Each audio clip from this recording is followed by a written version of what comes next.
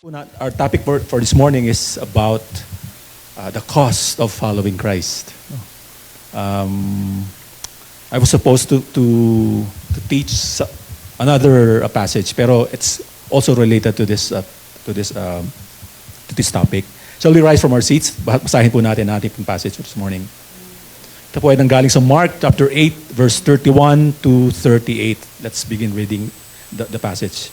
He then began to teach them that the Son of Man must suffer many things and be rejected by the elders, the chief priests and the teachers of the law, and that he must be killed and then after 3 days rise again. He spoke plainly about this, and Peter took him aside and began to rebuke him. But when Jesus turned and looked at his disciples, he rebuked Peter. "Get behind me, Satan," he said. "You do not have in mind the concerns of God, but merely human concerns."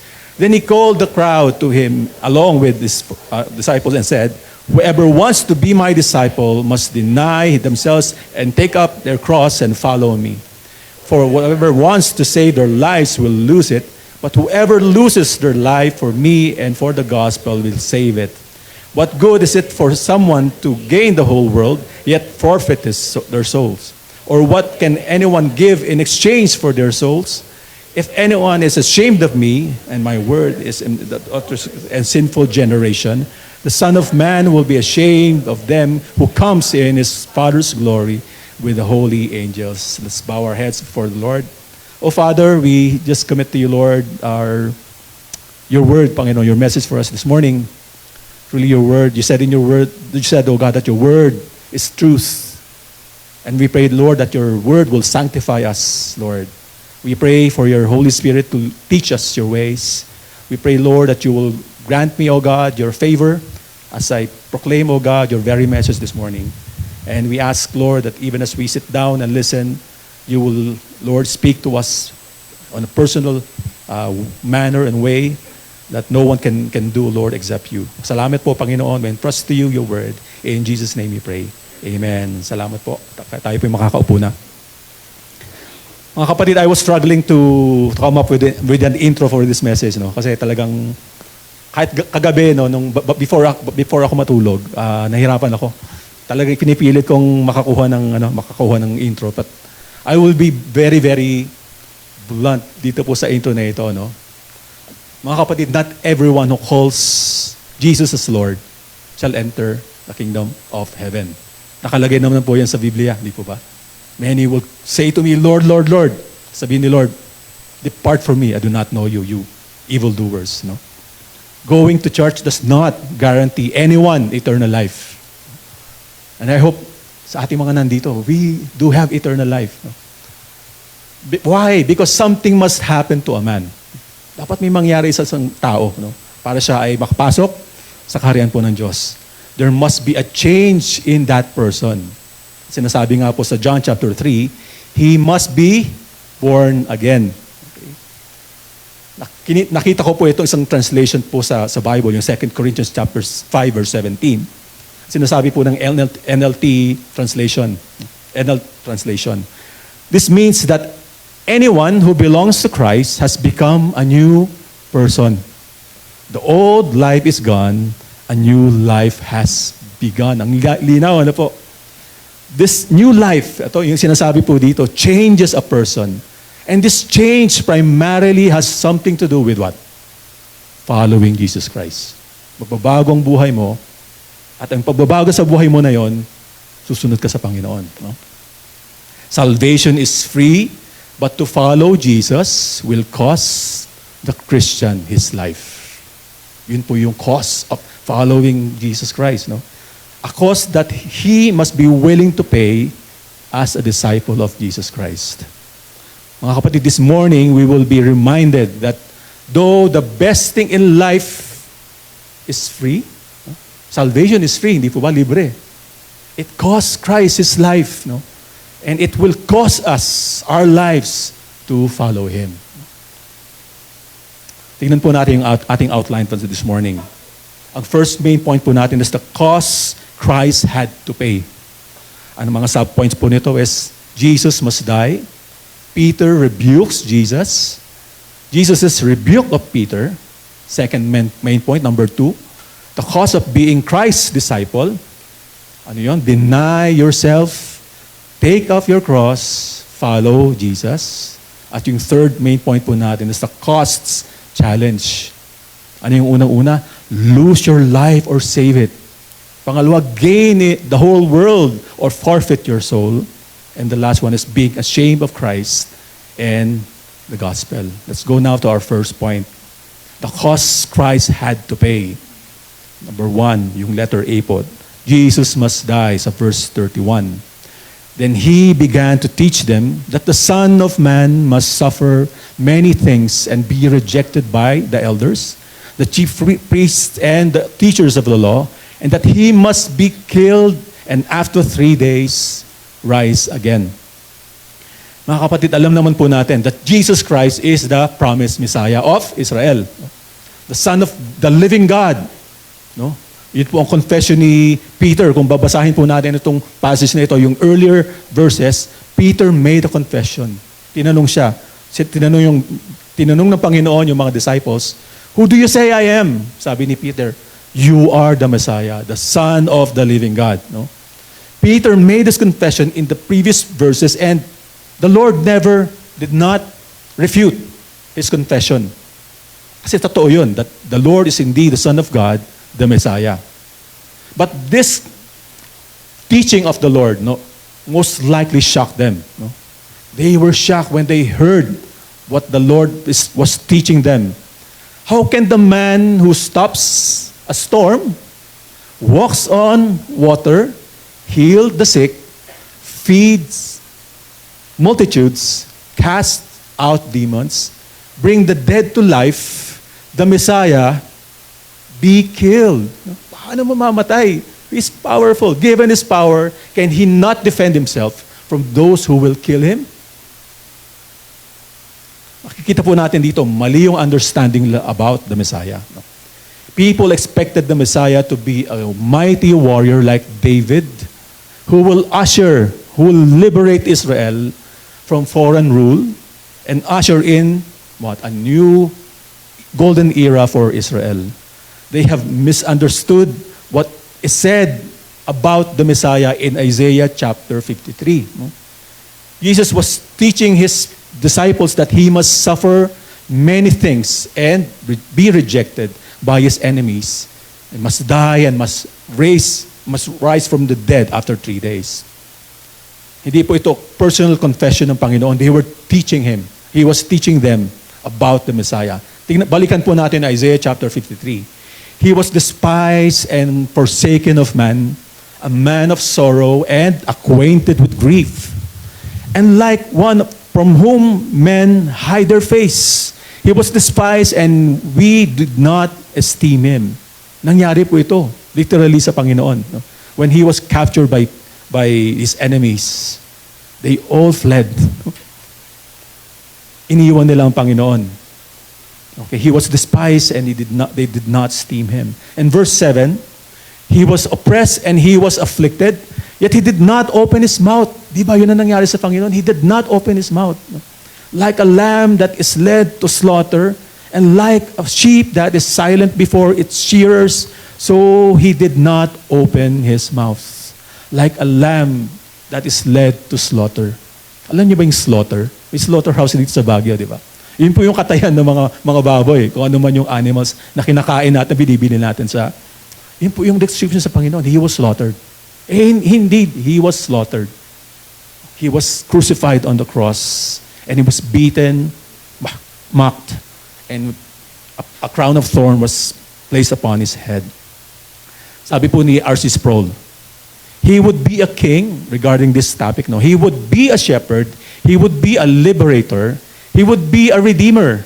All of these elements are intricately woven together about the Lord, about the Messiah. But the one element that the rabbis and even the disciples did not understand completely, that they left out, is of the tapestry, that the element of suffering and shame of the Messiah. He was mocked, scorned, beaten, and slaughtered on the cross because of the rabbis, the chief priests, and the elders. He is the Messiah the Messiah must die. No? It is the one thing to die, di ba? But to die on the cross is very shameful and painful. But this teaching about his death, at the same time, this did not sit well with the disciples. Hindi nila nagustuhan yung tinuro ng Panginoon about him. So punta po tayo sa second point. No? Peter rebukes Jesus. Verse 32. He spoke plainly about this, and Peter took him aside and began to rebuke him. Alam niyo po ba yung parang napipicture niyo ba yung nangyari dito, no? Kinuha ni Peter si Lord. Dito tayo, Lord. Sabihin ako sa iyo. Okay. Sa ibang translation, ito po ang sinabi po ni Peter, no? Sa Luke chapter 9, sabi ni Peter sa kanya, never, Lord, no? This shall never happen to you. Wow, ang tindi ni Peter, no? Nirebuke niya ang Panginoon. Imagine niyo po, the Son of God was rebuked by Peter. Yung sa ibang translation naman, God forbid, Lord, this shall never happen to you. Mga kapatid, his rebuke was not subtle. No? The same way he rebuked the Lord, yun po yung pagre-rebuke ng Panginoon sa mga demons. When the Lord drives out demons from the demoniac, no? Talaga pong yun ang ginamit niya. So this is a very strong rebuke. Tingnan po natin, ano ba yung mga reasons? What are the reasons why Peter rebuked Jesus? Of course, Peter genuinely loves the Lord. Of course, mahal niya ang Panginoon, di ba? His death was a death sentence for his disciples. Ito po yung pangalawa, no? Yung death ng Panginoon, it was somehow a death sentence for them. Their Lord will die. Most likely, ganun din ang mangyayari sa kanila. Their aspirations for positions in Jesus' earthly kingdom is in jeopardy. Nako, yung pagsunod ko sa Panginoon, patay, wala na, mamamatay yung Lord namin. Paano na lang yung position ko sa kaharian ng Panginoon? Diba? Pag nawala siya. So, ang mangyayari po, they were trying to realize that their following of Jesus is meaningless because everything will be gone because Jesus will die. No? Kung na lang po yung struggle nila when the Lord taught them this. No? Si Peter had the interests of Jesus, but he also had their own personal interests. That's why he rebuked him. Letter C, Jesus rebuked naman si Peter. No? Sa verse 33, but when Jesus turned and looked at his disciples, he rebuked Peter. Ano sabi ni Peter? Get behind me, Satan, he said. You do not have in mind the concerns of God, but merely human concerns. Why did Jesus call Peter Satan? Grabe naman yun. Bakit kaya Satanas ang tawag ng Panginoon sa kanya? No? Tignan po natin. When the Lord was tempted after he fasted for 40 days, no? Tignan po natin Luke chapter 4. Verse 13, when the devil had finished all that he's tempting, he left him until an opportune time. Satan left Jesus for an opportune time as if saying, I am going to come back. Yung temptation ng Panginoon, ni Satan kay Lord, no? Satan tempted Jesus in the wilderness to bow before him and worship him. And he will give him all the kingdoms of the world, di ba? Natandaan po natin yung temptation na yun. It was a temptation to make it easy for Jesus to reign without affliction and death on the cross. Parang sinasabi ni Satan, di mo na kailangang mamatay sa krus. Magbow ka lang sa akin, I will give you the kingdoms of this world. No? The same temptation showed up through Peter at this instance. His rebuke was satanic in nature. It was rebellious to the redemption plan of God. Kaya grabe yung accusation sa kanya ng Panginoon. Yung rebuke sa kanya ng Panginoon. Get behind me, Satan. Ang sinabi ng Panginoon sa kanya, you do not have in mind the concerns of God, but merely human concerns. Sabi po ulit ni R.C. Sproul about this, that disciples were setting their minds on man's interest, thinking only of glory and blessings for themselves in the Messianic kingdom. What they failed to understand was that God's plan of redemption required a sacrifice for sin. which is God's interest. Yun po ang interest ng Panginoon. To save, to redeem people from their sins. Not to save them from Roman rule, from human rule or oppression. Jesus' once and only goal is what? The interest of God. To bring people to the Father by a sacrifice on the cross. There was no other option for Him. Walang shortcut sa mission ng Panginoon. He must take the road, the painful road of the cross, suffer its shame, and die. But of course, He is going to be raised again after 3 days. Mga kapatid, ito po yung, later on makikita po natin yung we need to follow Christ. No? But this is, I think, the motivation as to why we should follow the Lord. Those who enter the realm of obedience to Christ enters first, what? The doorway of forgiveness and salvation. Sabihin natin, Lord, I am forgiven, I am saved. No? Ito po yung motivation natin sa ating pong pagsunod sa Panginoon. He understands first the love and grace of God that will touch his heart and compel him to follow Jesus with freedom, hindi siya pino-force, no? And with joy. No? Kung alam mo ang gospel, alam mong pinatawad ka ng Panginoon, alam mong naligtas ka, yung pagsunod mo sa Panginoon. No? Itong salvation na ito, it's going to touch your life. It's going to touch your heart. No? And when you follow the Lord, you will follow Him freely. Hindi ka pipilitin. Hindi ka kailangan pilitin sa pagsunod mo sa Panginoon. And ito pa, you will follow Him with joy. Amen? Punta po tayo sa second point po natin. Main point. The cause of being Christ's disciple. Sa verse 34.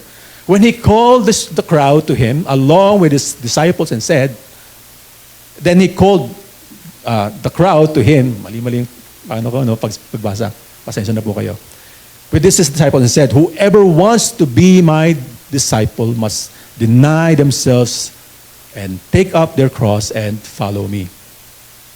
Make no mistake, mga kaibigan, mga kapatid. Salvation is by grace through faith. It is a gift of God. But those whom God foreknew, sinasabi po ito sa Romans chapter 8, He also predestined to be conformed to the image of His Son. Transformation must happen to a person, to a disciple, to a person who's saying that he has faith in the Lord Jesus Christ. Sabi po ni Dietrich Bonhoeffer, cheap grace is grace without discipleship. Grace without the cross. Grace without the living, the incarnate Jesus Christ. Ano po ibig sabihin nito? No? There's no true conversion without the dying to self, without living the life of Christ in His life. Hindi mo pwedeng sabihin na ikaw ay naging Christian, pero hindi ka namatay sa iyong sarili. At hindi mo ipinamumuhay ang pamumuhay na dapat mong ipamuhay na nanggagaling po sa ating Panginoon. Ang sabi ng Panginoon dito, whoever wants to be my disciple. Sino sa inyo ang gustong maging disipulo ng Panginoon?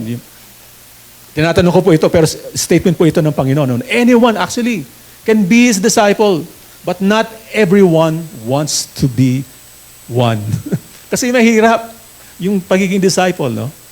Mga kapatid, if you want to be a soldier, you need to be ready physically and mentally. No? Sa PMA, di ba? Alam na po natin yung mga nangyayari dyan, yung mga hazing nila. Yung mga physical, pagpapahirap doon sa mga kadete, di ba? Dapat ready ka doon kung gusto mo maging soldier o maging PMAer, no? If you want to stay fit, anong kailangan mong gawin? Go to the gym, okay? Mag-exercise ka, no? If you want to be healthy, ano gagawin mo? Then eat healthy, di ba? Whoever wants to be one must consider the cost ng pagiging disipulo, and you must evaluate yourself, no? Am I willing to pay the price of being a disciple of Christ?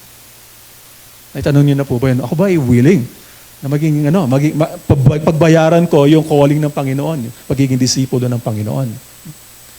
Meron po tayong isinight na 3 areas in our lives, no? Na ang Panginoon, may sinabi siyang 3 areas. Ito po yung 3, no? The first one is to deny yourself. Ano bang ibig sabihin ng deny yourself? No? Ang Greek word po nito is aparniome, no? To strongly forsake or strongly reject the self. Denying self renounces our right to go our own way. No? To deny oneself is to turn away from the idolatry of self-centeredness. At ito po ay inelaborate pa po ni verse B. Sabi po ni verse B, ano po yung deny yourself? We deny self when we surrender ourselves to Christ. So meron na pong mas nadagdag na definition. Surrendering yourself to Christ. No? And determine to obey His will. Ano ba yung determine? You are going to make a decision that you will obey His will. And another definition or meaning ng Panginoon dito ay this attitude turns self-centeredness to God-centeredness. So alam naman po natin that by nature we are all self-centered, di ba? And when we become a disciple of Christ, di na tayo self-centered. Dapat God-centered na tayo. No? Mga kapatid, this is a radical call. No? And it's not an optional, it's not an option if you are a disciple. Hindi ito option sa'yo, sa ating lahat, no? Kung tayo ay disipulo ng Panginoon. The willingness to forget ourselves, to surrender your right to yourself, your ambition, your dream for yourself, just to follow the Lord. Ito po yung cost of following Jesus Christ. The reason why being a disciple is so hard is because we need to surrender every aspect of our life to God. Where our love for self is at the very center of it. Anything that gets in the way of Christ's rule in our life must be denied strongly, must be rejected strongly, must be renounced strongly. To deny self is to what? To forsake sin. No? Sinasabi po sa Romans chapter 6, verse 11 onwards, in the same way, count yourselves dead to sin, but alive to God in Christ. Therefore, do not let sin reign in your mortal body, so that you obey its evil desires. Do not offer any part of yourself to sin as an instrument of wickedness, but rather offer yourselves to God. Kitang-kita po natin dito, you should offer yourselves to God as those who have been brought from death to life. No? Kung ikaw ay disipulo ng Panginoon, kung ikaw ay Christian na born again ka na, you should offer yourself to God. And offer every part of yourself to Him as an instrument of righteousness. For sin shall no longer be your master. Kitang-kita po natin ito yung transformation, ano? Because you are not under the law, but under grace. No? Mga kapatid, to deny ourselves is to be dead to sin. No? Sin no longer reigns in our body to obey its desires. No? Our connection to the reign of sin in our lives is cut off. It is severed. Pinutol mo na yan sa buhay na makasalanan. Being under grace is not an excuse to live in sin.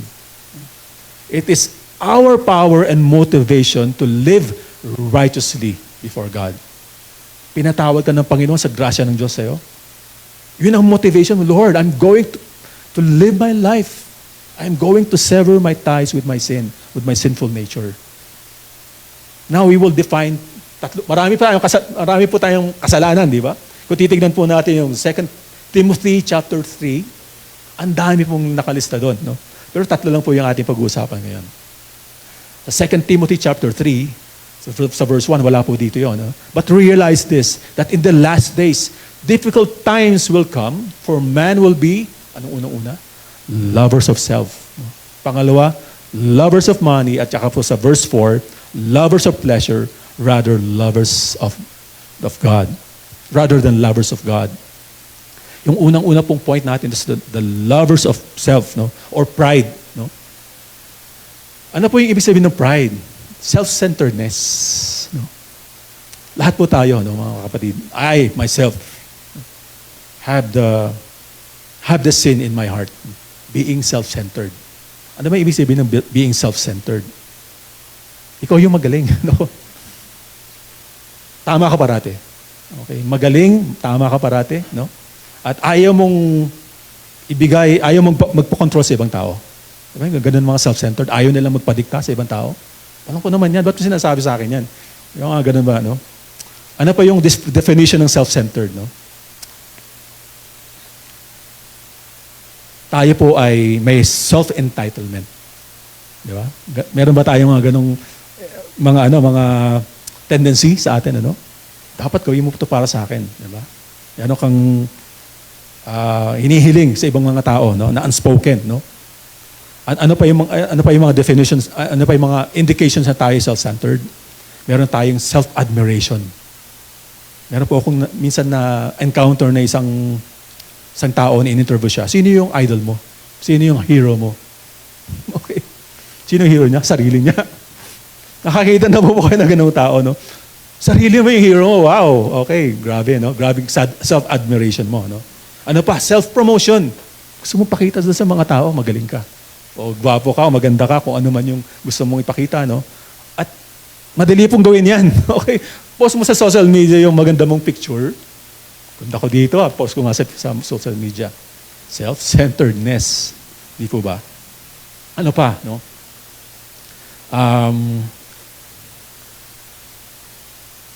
Dapat po nating, kung tayo po ay self-centered, alam po natin ang dapat po nating gawin. We should surrender, no? That area in our life, or surrender our lives or hearts to the Lord, no? Surrender everything, no, that we have. Surrendering everything that we are sa Panginoon. At kung gagawin po natin yun, yung self-centeredness na yan, ay madidil po ng Panginoon. Babaguhin tayo ng Panginoon sa pamamagitan ng grasya niya at kapangyarihan ng Panginoon. Ano pa po ang manifestation ng self-centeredness? Temper problem. Diba? Madali ka magalit. Diba? Pag madali ka magalit, ibig sabihin, ma-pride ka. Okay? Ano pa? Yung social status mo. No? Mga achievements natin, no? Sa buhay natin na ito, no? We want for people to adore us, para tayo ay kahangaan ng mga tao. And this is very, very easy nowadays, no? So yun po yung pride, no? Sabi po sa Philippians chapter 2, verse 7, ito po ang kabaliktaran, no? At makikita po natin ang example dito. Ang Panginoong Hesus mismo, ang example natin. Jesus emptied himself and became a servant. He humbled himself by becoming obedient to the point of death, even death on a cross. Si Lord hindi mayabang, mga kapatid, no? No servant is greater than his master. If we are the servant of Christ, no? Then we should follow Christ. Example, we should not be proud, but we should be humble. Christ became a servant. He came to serve and not to be served. No? And He gave His life a ransom for many. A disciple must be the same. We should all be humble. No? Ano bang ibig sabihin ng being humble? We should be teachable. Teachableness, di ba yung sinasabi po ni Pastor TJ before? Ano yung mga good characters ng isang disciple? Teachableness. No? Bakit kaya importante ito? Because being teachable, ibig sabihin yan, you will ask the counsel of people who can help you. Di mo sasarilinin yung problema mo na ang tagal-tagal mo na may problema ka. Kinikimkim mo pa kasi iniisip mo, ano sasabihin ng ibang tao sa akin pag magpa-counsel ko? Malalaman nila yung mga problema namin. Di ba? Ayaw mong magpa-counsel dahil ayaw mong malaman yung mga tinatago mo na kasalanan or mga problema sa iyong sarili. Di ba? Teachableness is very, very it's a sign, no, of being humble. No? Ano pa? You serve one another. Di ba? Ikaw ay nagsiserve. Marami po dito. No? Ganun po ang ginagawa natin. We serve people. That's a sign of humility. No? Ano pa po yung isang indication that we are proud. No? We get easily offended. Nasabi lang na konti. Hindi mo na ako inausap si sister or si brother. No? Akala mo pinatamaan ka. No? Okay? Anong ibig sabihin nun? We are proud of ourselves. Ayaw nating offend tayo. No? Ano pa? Meek. We should be meek. No? Kung ang isa pong mga indication ng being proud is masyado tayong loud. No? Gusto nating maririnig ng ibang tao yung mga sinasabi natin. Mga kapatid, humility is Christ-likeness. Amen? Wala pong ibang, kumbaga parang, ito yung tugatog na pagiging Kristiyano. No? Nasabi nga nung iba, walang Kristiyano na mayabang. Walang disciple na mayabang. No? And that's because alam natin ang position natin. Kaya tayo naging Christian, tayo pinatawad ng Panginoon na hindi tayo deserving na patawarin ng Panginoon. Naalala ko po yung isang verse dun po sa kanta nung When I Survey the Wondrous Cross. Sabi dito sa verse na ito, no? When I survey the wondrous cross on which the Prince of Glory died, my richest gain I count but lost. And pour contempt on all my pride. Grabe yung sentence na yun, no? Pour contempt on all my pride. Ibig sabihin nito, to deny yourself is to what? Kamuhian mo, no? Kamuhian mo ang pride mo. Namumuhi po tayo sa ating pride pag nakita po natin ang sarili natin. Proud pala ako, no? Nakasuklam-suklam ang pagiging proud na tao ko, no? Ganun po dapat tayo kung tayo po ay disipula ng Panginoon. Amen? Pangalawa po, the love of money, no? Materialism, greed of profit. No? Sabi po sa Matthew chapter 6, verse 24, no one can serve two masters. Either you will hate the one and love the other, or you will be devoted to one and despise the other. You cannot serve what? Both God and money. Kapatid, hindi mo pwedeng pagsabayin ang pagmamahal mo sa pera at sa Diyos. Isa lang yan dapat. Hindi yung katanggap sa Panginoon, sabihin natin sa Panginoon, Lord, mahal ko yung pera, pero mahal din naman kita. Magtatithe ako. No? Magtatrabaho ako pag linggo, kasi kailangan ko magtrabaho, pero magtatithe naman ako, Lord. Diba? Hindi po bubra sa Panginoon yun. Ang gusto ng Panginoon, you should love Him with all of your heart, soul, mind, and strength. No? The love of money is the root of all evil. Sinasabi po yan sa Biblia. No? While the love of God is the root of all righteousness and goodness. No? Mahalin mo ang Panginoon, di ba? Para lumabas ang kabutihan at righteousness sa iyong buhay. Money is a good servant, but it is a terrible master. Do not make it an idol. We as disciples of Christ must be careful how we handle our earthly possession, most especially money. Diyan matetest. Kung ikaw ay nagmamahal sa Diyos o mas mahal mo ang mundong ito. No? Money is a means, but it must not be an end. Hindi yan ang purpose as to why you're living, as to why we're living. No? Mga kapatid, naalala niyo po yung nangyari po sa amin. Ano? Share ko na po yung testimony ko. Nung nangyari sa akin, no? O nangyari sa amin ni Pastoraan. May dealing po ang Panginoon sa akin as to why nabangga. Okay. Bakit binangga ko yung bahay namin? Okay. Crazy, di ba? Na binangga mo yung bahay mo, di ba? Okay. Sa totoo lang mga kapatid, every time na maalala ko yung nangyari, no? Sobrang bilis kasi, no? Sabi ko, hindi ako makapaniwala na bangga ako. No? At wasak yung harapan ng sasakyan namin, no? Ano po yung problema ko? Ito po yung dalawa. Ito po yung binanggit natin na sin, no? Pride and what? Materialism. The Lord has been dealing with me, no? With, alam niyo naman to, online shopping, Shopee, di ba? Okay. Add to cart, tapos order, di ba? Yun, no? COD, di ba? Sinasabi nga ni Pastor sa akin yun, eh. Okay. Pag may dumating na delivery, no? O, ano na yan? Buti na lang may pulis sa bahay, di ba? Pero yun nga yun po ang problema ko, no? Hindi naman, yung mga binibili ko naman sa Shopee, no? Nag-justify pa, di ba? Konti lang, di ba? Maliliit lang naman. Maliliit lang naman siya. Hindi naman mamahali ng mga in-order ko, eh. Okay. Pero ito po yun, ano? Materialism kasi yun. Anong nangyayari sa akin? Pag ako may bibili, lalo na siguro yung mga importanteng bagay, talagang di ako mapakali. Until makakuha ako ng pinakamagandang deal. Okay? Yung sulit talaga. Talagang, pag binili ko yan, sabihin ko, wow, ang ganda nung nabili ko na ito, sobrang mura. No? Sulit na sulit. Worth it, di ba? Okay, yun po yung problema ko, no? It consumes so much of my time. sabi sa nasabi kanina, love of money. Hindi po pwedeng hindi po pwedeng may kahati ang Panginoon dyan. No? Ang Panginoon, sharing ko nga po sa message discipleship last week, God is a jealous God. Seloso ang Panginoon. Ayaw niya na may kahati siya.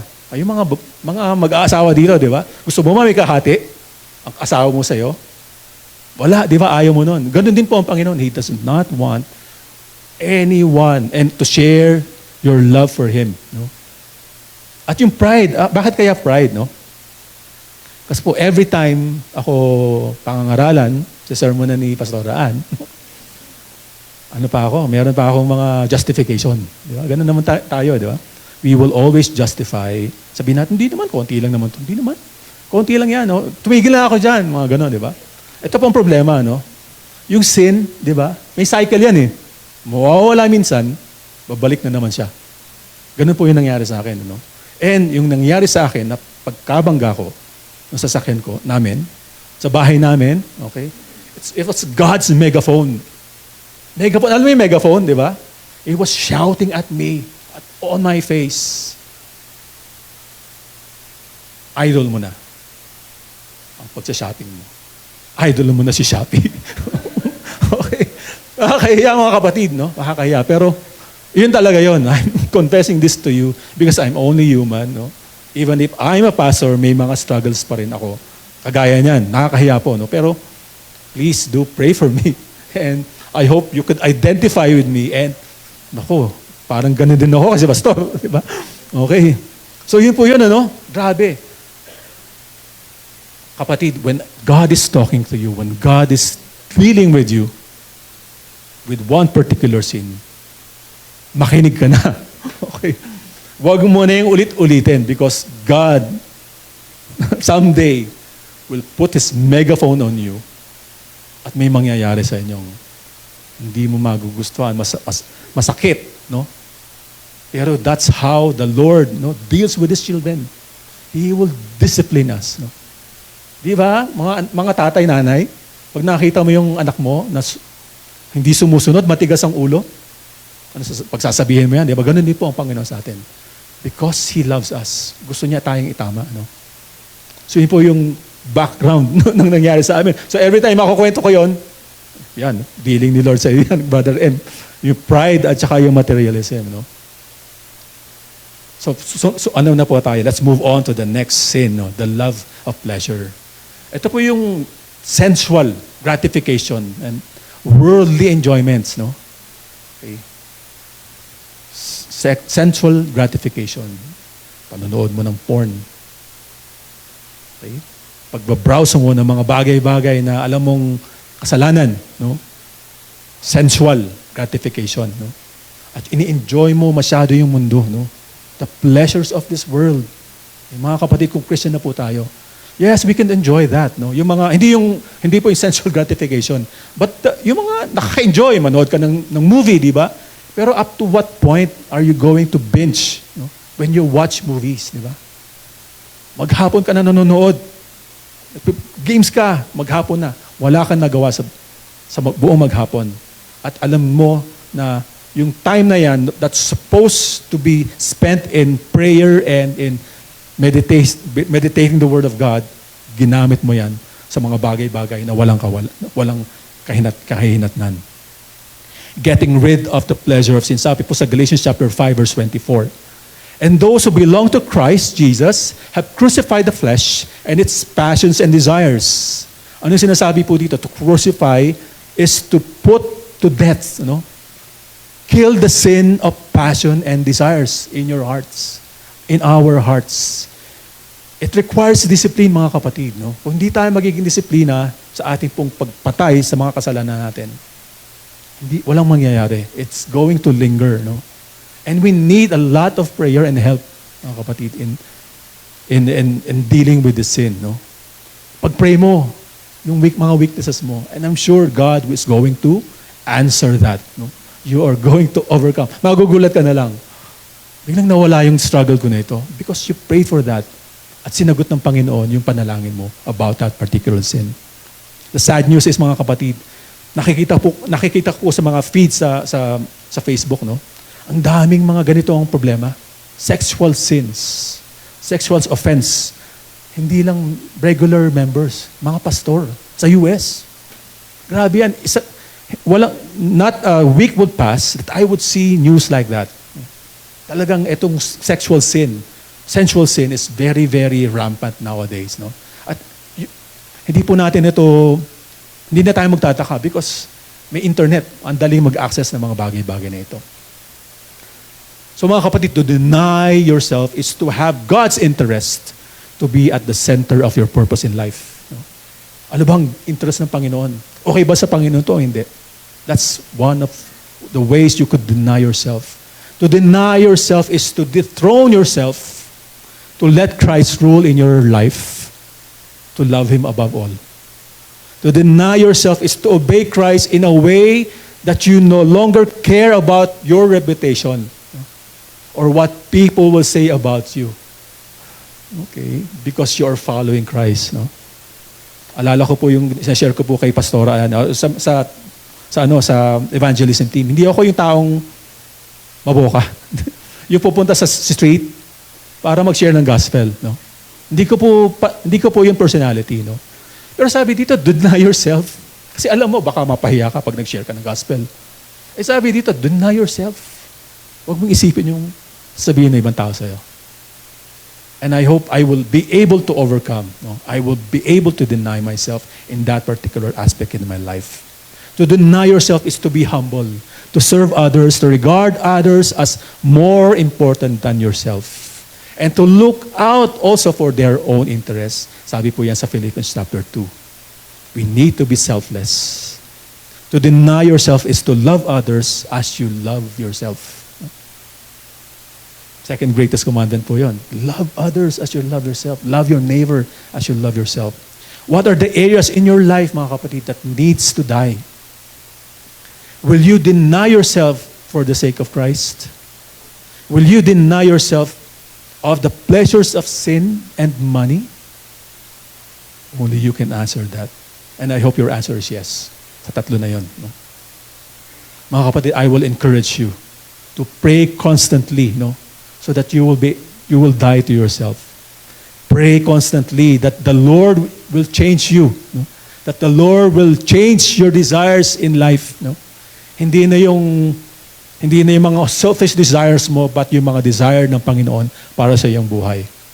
Pray that you will die to your sinful lusts, materialism, unholy ambition, self-centeredness. Pray that you will be humble and selfless so that God will be glorified in your life. Mga kapatid, we all need the grace and the mercy of God for us to be able to do this. Pero ito po yung ang ganda po ng promise po ng Panginoon sa Philippians chapter 2 verse 13, no? Ang sabi po dito, for it is God who is at work in you. Ang Diyos ang kumikilos sa ating mga puso, sa ating mga isipan. Both to will, i-desire mo na ikaw ay mag-deny ka ng self mo, iwanan mo yung kasalanan mo. Ang Panginoon nag-work sa iyong puso. Both to will and to work, or sa ibang translation, act. No? According, for His good pleasure. No? Yung kalooban ng Panginoon sa buhay mo, kaya mo bang gawin yun? Hindi. Sinasabi po dito, no? Ang Diyos ang kikilos sa puso mo para gustuhin mong sundin yung kalooban niya at magawa mo yun. What a good news this verse gives us, di ba? Hindi ko kaya, Panginoon, pero alam ko, you can work in me, no? So that my will be aligned to your will and I will act upon it. Galing, mga kapatid, no? Ang second po na sinasabi po na cause of discipleship is what? Take up your cross. Alala ko po yung temptation po ng Panginoon, no? Ni Satan, no? Jesus' temptation to throw himself down, make it public that he is the Messiah. Yung po yung temptation na ito, sa Matthew chapter 4, verse 5 hanggang 7. Then the devil took him into the holy city and had him stand on the pinnacle of the temple. Tapos sa verse 6, and said to him, if you are the Son of God, throw yourself down. For it is written, He will command His angels concerning you, and on their hands they will bear you up. Wow. Ang Panginoon tumalon sa pinnacle nung temple na yon, may mga anghel na sasagip sa Kanya. No?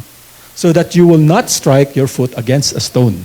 Jesus said to him, on the other hand, it is written, ni-repute ng Panginoon, you shall not put the Lord your God to the test. Why is this temptation very, very significant? Because if the Lord will throw Himself down on the temple, in templo, that's the center of the life of the Jews. And when He throws Himself down, makikita ng lahat ng tao yon. May nalaglag sa temple. Okay? Tapos may mga anghel na sumalo. Ano mangyayari doon? The people will know that He's the Messiah, He's the Son of God. And what will the people do to Jesus Christ? They will make Him king.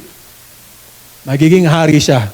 Pag naging hari siya, will they kill their king? No, they will not. No. So in short, mga kapatid, this temptation is, again, a diversion of Satan so that Jesus Christ will not die on the cross to save us from our sins. Yun po ang sinasabi po dito. No? Jesus did not want a shortcut on His way to glory. You know? He chose the painful fat of the cross, for without it, there can be no salvation for every one of us. Ang bait po ng Panginoon, di po ba? To take up your cross is to embrace the challenges, the suffering, and the shame of being in Christ. Yun po yung sinasabi po dito. To take up your cross is to embrace the challenges. Christian life, hindi madali. Maraming challenges yan. Maraming suffering yan. At may shame na darating yan kung kayo ay namumuhay according to God's will. No? Christian life is not to add something to your life. No? A little of Jesus, attend church every Sunday, a bit of Bible reading, fellowship, prayer meeting, ministry, discipleship. Christian life is a radical life lived out for the glory of God through our Lord Jesus Christ. When the disciples heard that they must take up their cross, they knew what Jesus meant. No? Alam nila yan. May suffering yan at death yan. No? And amazingly, not one of them, not one of their disciples left Him after the resurrection. They all died a martyr's death, except John. The cross is a burden placed upon the shoulder of the one to be executed. It means suffering and death to the bearer of that cross. Therefore, take up your cross. Therefore, to take up our cross, we need to ask this question to ourselves. How far are you willing to deny yourself? To die to myself? Hanggang saan mo ibibigay ang buhay mo para sa pagsunod sa Panginoon? Yun po ang take up your cross. Lord, hanggang dito lang Hanggang dito lang. Ang nire-require ng Panginoon yung buong stretch. Panginoon, hanggang dito lang ako. Hanggang dito lang ako mamamatay. Di ba pwedeng iba? Ganun ba tayo? We should ask ourselves that question. Hanggang saan ang bibigay ko sa Panginoon ang buhay ko na ito? No? Are you willing to be rejected, ridiculed, shamed for following Christ, even if it means losing friends, no? Causing rift in your relationship with your closest family member? May kilala po ako dito ng gano'n nangyayari sa kanya. Nung naging Christian siya, no? Iba na yung tingin sa kanya ng kanyang mga pamilya. No? That's the cost of being a disciple. People will not understand you. But how far are you going to obey the Lord? Are you going to limit your obedience to God? O pagbibigay mo ng buhay sa Kanya? Or you will go the full extent of the calling of God to you? Christians in Africa are being massacred, mga kapatid. So nakakita niyo po yung mga news, no? They are dying for their faith. No? Mga kapatid, if the Philippines is like Africa, where Islamist extremists kill Christians while they worship on a Sunday, will you be here on Sunday? Alam mo may susugod dito at papatayin ko yung lahat. Siguro magtataka ka, no, Lord? Pwede namang online na lang. Di ba? Iyan talang doon, mga kapatid, di ba? Are you willing to stake your life to follow Christ? No? Stephen was the first martyr dito po sa Book of Acts, kung nabasa po natin ito. No? Ang ganda po ng kwento ni Stephen. Siya po yung unang-unang Christian na pinatay ng mga kaaway. No? At kung titignan po natin yung account po niya, no? He was proclaiming, or he was telling the people that Jesus is the Messiah. At he was very, very bold enough to say that, you killed your Messiah. Sa Acts chapter 7, hindi ko na po nilagay lahat, magsimula tayo sa verse 54. Now when they heard this, yung rebuke yung teachings ni Stephen about Christ, they were cut to the quick and they began gnashing their teeth at him. Galit sila kay Stephen. But being full of the Holy Spirit, he gazed intently into heaven and saw the glory of God and Jesus standing at the right hand of God. Wow, ang ganda. Nakita ni Stephen ang Lord sa heaven. He was standing at the right hand of God. And he said, "Behold, I see the heavens opened up and the Son of Man standing at the right hand of God." But they cried out with a loud voice and covered their ears and rushed at him with one impulse. When they had driven him out of the city, they began stoning him, and the witnesses laid aside their robes at the feet of a young man named Saul. Si Saul po ito. Si Paul po ito, hindi pa sa Christian. They went on stoning Stephen, as he called on the Lord and said, "Lord Jesus, receive my spirit." Then falling on his knees, he cried out with a loud voice, "Lord, do not hold this sin against them." Having said this, he fell asleep. He died. Grabe po yung kwento ni Stephen. No? Dito po nagsimula yung persecution ng church. No? What a way to die. To see Jesus Christ standing at the right hand of God before your final breath. What a way to die, to be like Christ. When you can say, "Lord, do not hold this sin against them." Grabe, no? Grabe yung nangyari kay Stephen. He was really full of the Spirit. Mga kapatid, may the Lord help us to not shrink back, but to remain faithful when our faith in Christ is tried with many trials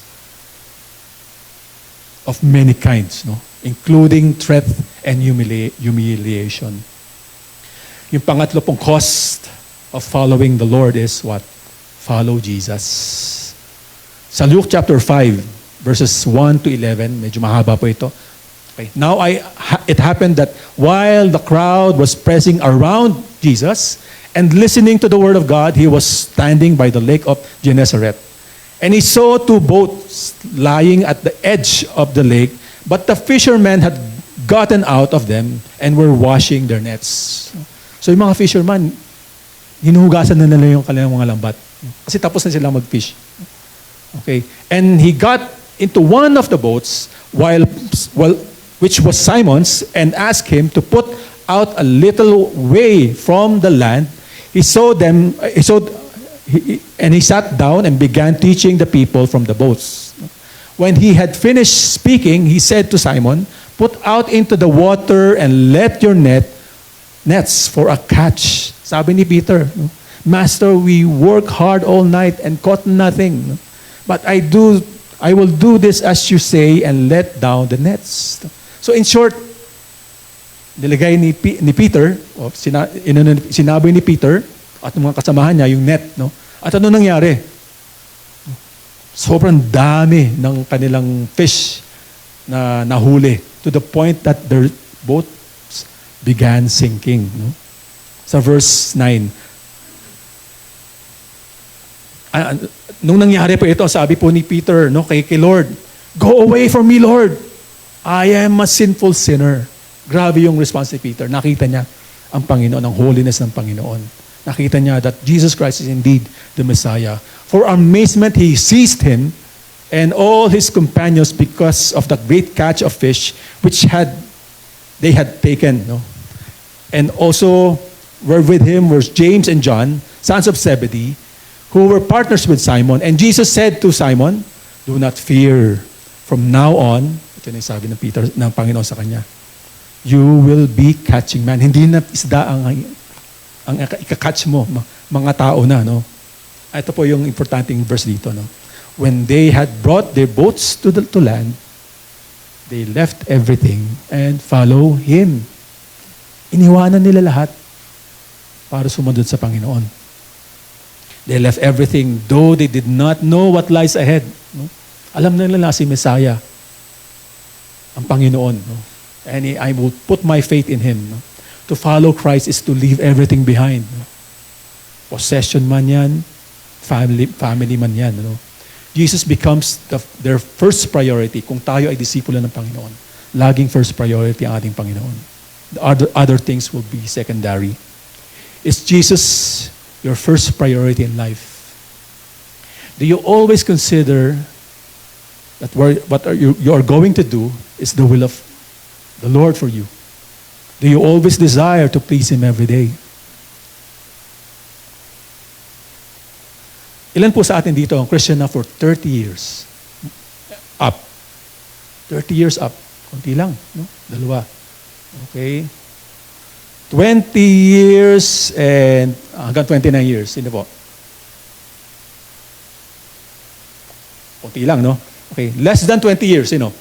Marami sa atin. Di po ba? Okay. Marami sa atin. Ano? Mga kapatid, nandito ka pa rin. Di ba?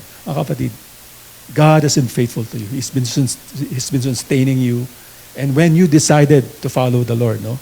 You said, ito po masasabi natin, I've decided to follow Jesus. No, no turning back. No turning back. Nawa ganun po ang maging resolution natin sa ating mga puso. Sabi po ni James early, Jesus said, follow me. Jesus did not say, follow a set of rules. Or follow a series of rituals. He said, follow me. Discipleship is an intensive personal pursuit. Make no mistake about it. Being a disciple of Jesus is more than adding a new set of activities to your already busy life. Being a disciple of Jesus is first and foremost a response to His call to pursue Him passionately. The whole follow me is the essence, heartbeat, challenge, and adventure of discipleship. Sabi po ni Kevin DeYoung, salvation is not the reward of obedience. Salvation is the reason why you obey. Salvation is the reason for obedience. We obey Jesus because He saved us. Kapatid. We love Jesus because He loved us first. Amen? We give our lives to Him because He gave His for ours. We follow Him because He is worthy of our lives. Do we see that sa ating mga puso? Lord, you are worthy of my life. I will give my life to you. The third main point is this, the cost challenge. So yung cost of discipleship, matcha-challenge yan. So verse 35 hanggang 38. The litmus test of a disciple. Ano yun? The world's pleasure. Yung mundo. Ano ba yung litmus? Alam niyo ba yung litmus paper? Sino dito na chemistry? Ay, si Sister Selene, chemical engineer, no? Litmus paper, pag sinubject mo yan sa acid, magiging orange yan or red yan. Pag sinubject mo yan sa alkaline, magiging blue.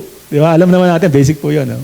Ganun daw po yung ito yung, may litmus test yung pagiging disipulo natin. Ano? At ano yung magte-test dyan? The worldly passion, pleasure. Okay?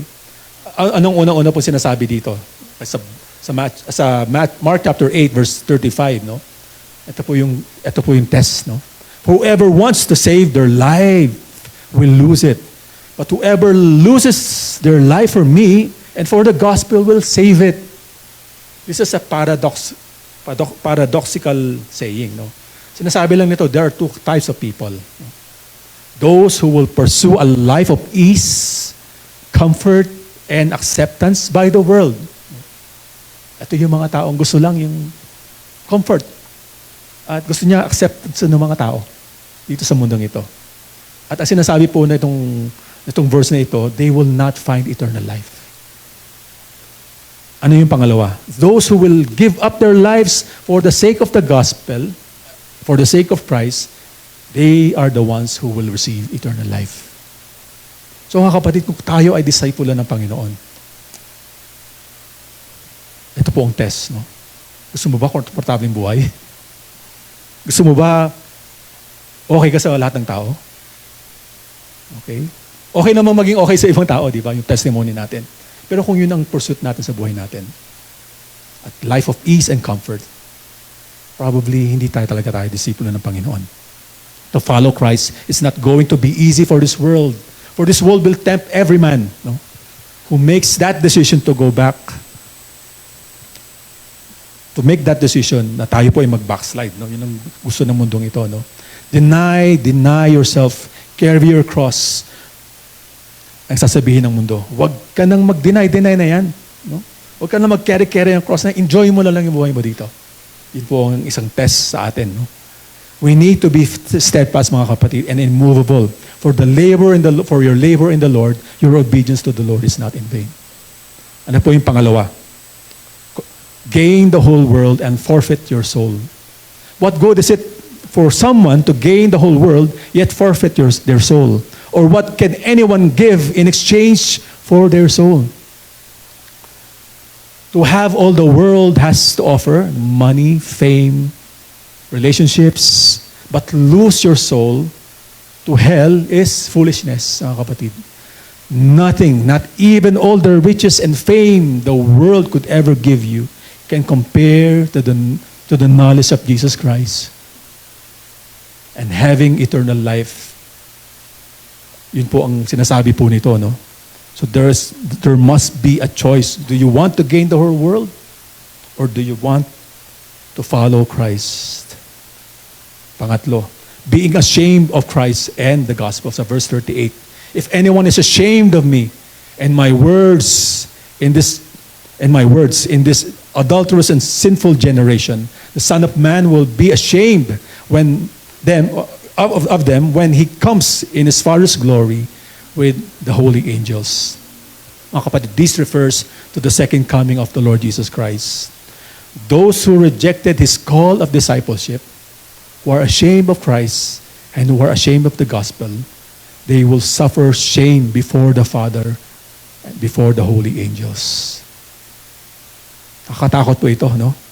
Na ikaw ay mapapahiya, akala mo Kristiyano ka. Pagdating mo sa harap ng Diyos Ama, hindi pala. Diba? This may be are those who utterly rejected the Lord Jesus Christ, or those who profess to be Christians, but they did not heed the call of discipleship in their lives.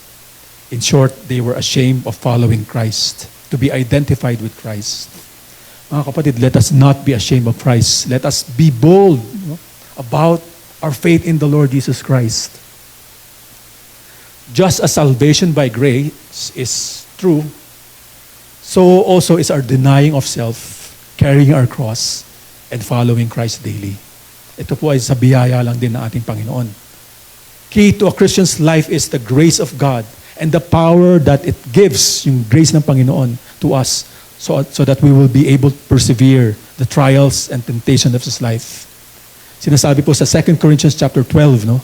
But he said to him, sabi po ng Panginoon kay Paul, my grace is sufficient for you, for my power is perfect, made perfect in weaknesses.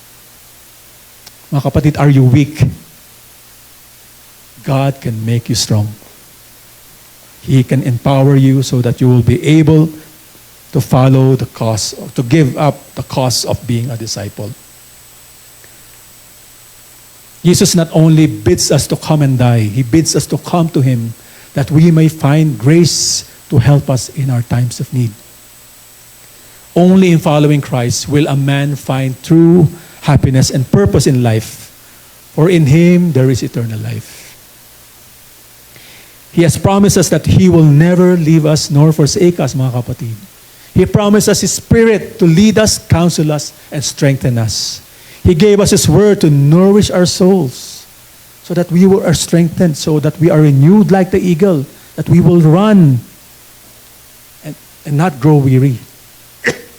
we will walk and not be faint.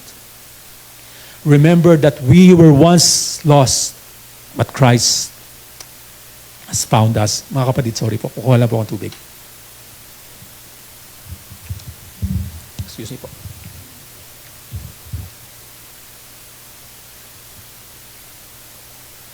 Sabi po sa Luke chapter 15. Ito po yung sino tayo dati. No? Then Jesus told them this parable. Suppose one of you has 100 sheep and loses one of them. Doesn't he leave the 99 in the open country and go after the lost sheep until he finds it? Then when he finds it, he joyfully puts it on his shoulders and goes home. Then he calls his friends and neighbors together and says, what? Rejoice with me, I have found my lost sheep. I tell you, in the same way there will be more rejoicing in heaven over one sinner who repents other than the 99 righteous persons who do not need to repent. Mga kapatid, we were that lost sheep once in our life, di ba? The good shepherd left the 99 to look for us, to look for you. And on that perfect day and time in your life, Jesus found you. He saved you. He joyfully puts you on His shoulder. Tuwang-tuwa ang Panginoon. For He found His precious sheep that He now calls His disciple. Tayo yun, mga kapatid. We were those traveling on the road, on the wide road to destruction, but He took us by His hand, and led us to the road less traveled that leads to eternal life. Jesus calls us to follow Him, and it is a privilege, mga kapatid. It is not a burden. It should not be a burden to follow Jesus Christ. For He is the one who found us, who saved us, who gave His life for us. He loves us to the point of death that we take freedom to love Him, to love Him back and to obey Him with joy. Mga kapatid, madaling mahalin ng Panginoon. Amen? Madaling mahalin ng Panginoon because we know how He sacrificed Himself for us. So let us be faithful after the very last of our breath. For we know that He who calls us is faithful to us from the beginning when we were saved until eternity. This is our blessed hope, assurance, our hope in the Lord Jesus Christ, that He is going to finish the work, the good work that He started in us until He returns here on earth. Shall we rise from our seats, mga kapatid? Siguro, but before we end, let's read this verse. Galatians chapter 2, verse 20. 1, 2, 3. I have been crucified with Christ, and it is no longer I who live, but Christ lives in me. And the life which I now live in the flesh, I live by faith in the Son of God, who loved me and gave Himself up for me. Let's pray to the Lord. Father in heaven, we are grateful, Lord, for reminding us of Your love for us. Thank You for reminding us, Lord, of how Christ chose the path of death, of pain and shame, Lord, to save us from our sins.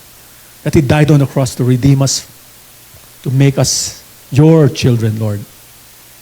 Nagpapasalamat po kami, Panginoon, sa inyong biyaya na ibinigay niyo po sa amin, sa inyong pagmamahal niyo po sa amin, Panginoon. At dahil dito, Panginoon, one thing that we would like to pray for us this morning, Panginoon, is to help us, Lord, to surrender our lives to You. Panginoon, tulungan niyo po kami, Lord. Marami po kaming mga itinatago, mga kinikip, Panginoon, sa aming mga sarili. Hindi po namin sinusurrender sa inyo, Panginoon. Father, You know us. You know us from the very bottom of our hearts, O God. Alam niyo po ang aming mga iniisip, ang aming mga pinaplano, Panginoon. Ang aming mga gusto sa buhay, Panginoon.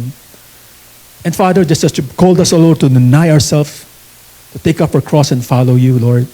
We would like, Lord, to take this time, Lord, to help us to surrender ourselves to You. Help us to die to ourselves, O God. Help us to be faithful, Panginoon, as your disciple, Panginoon. Help us, O Lord, to be faithful to our calling. To help us, O Lord, to die to ourselves. Help us, O Lord, to forsake, Lord, sin in our lives, Panginoon. Help us, O Lord, to die to our pride, to our self-preservation.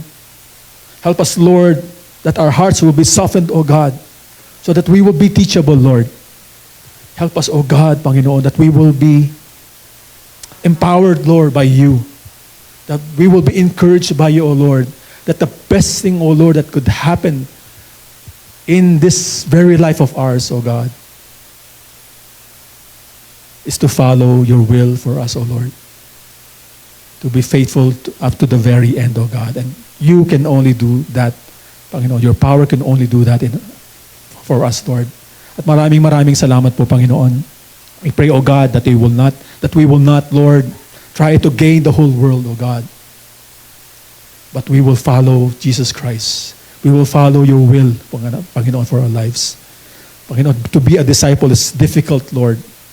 That's why we need, O God, all the help that we could get from you, Lord. And we know, Lord, that your promise of your Holy Spirit, that will help us, Lord, every step of the way. Maraming salamat po, Panginoon. We pray that you will nourish us with your word. We pray, O Lord, that our communion with you, O God, will always be sweet. That we will desire, O Lord, one thing, that is you, Jesus Christ. To know you more, O God, and to fall in love with you. Maraming salamat po, Panginoon. To live is Christ, Panginoon. That's our motto, O God. And to die is gain, for we will be with you forever. We pray, Lord, that, Panginoon, we will always cherish Jesus Christ sa aming mga buhay, sa aming mga puso, Panginoon. That knowing Christ is indeed the best thing that happened to our lives. And we, Lord, would give ourselves, Lord, to follow you, Lord. Maraming salamat po, Panginoon. We've decided to follow Jesus, and we will not, Lord, turn back, O God, Panginoon. Thank you, Lord. We bless you. We glorify you, Panginoon. And we thank you, Lord, for giving us the opportunity, Lord, to support this ministry. We thank you, Lord, and even as we give our tithes and offerings, Lord, we thank you for being part, O God, of your kingdom, Lord, your eternal kingdom. And we pray that this church will always be faithful in preaching your word, always be faithful in discipling your disciples, Lord, so that we will be guided, O God, and we will live our lives for the glory of your name. Maraming salamat po, Panginoon. All glory and praises be unto you. And even as we part ways, Lord, kayo po ang magpala, Panginoon, sa aming lahat. Salamat po, Panginoon. And we bless you, we glorify you, we love you, Lord. Ito po aming dinadalangin sa pangalan po ng aming Panginoong Jesus. Amen and amen. Praise the Lord. Salamat po, Panginoon. We bless you, we glorify you, Lord. Mga kapatid,